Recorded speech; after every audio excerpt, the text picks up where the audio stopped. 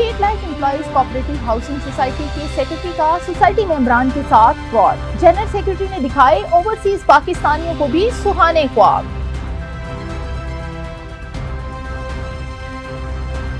State life housing society की इंतजामिया society मेंबरान से रकम इकट्ठी करके बेनामी अकाउंट्स में मुंतकिल करने में मसरूफ। जनरल सेक्रेटरी एसएन चौधरी ने रिंग रोड का नाम इस्तेमाल करके हजारों फाइल फरोख्त कर डाली। डेवलपमेंट के नाम पर मेंबरान के साथ बड़ा fraud.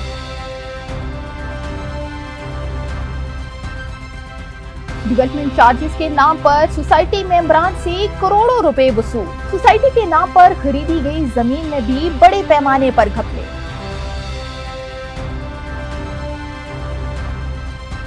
State life employees cooperative housing society के जनरल सेक्रेटरी एसएन चौधरी ने सोसाइटी के पैसों से भाई और दोस्तों के नाम पर खरीदी जाती जमीन। तफसीलात जानने के लिए देखते रहिए इदारिया न्यूज नेटवर्क।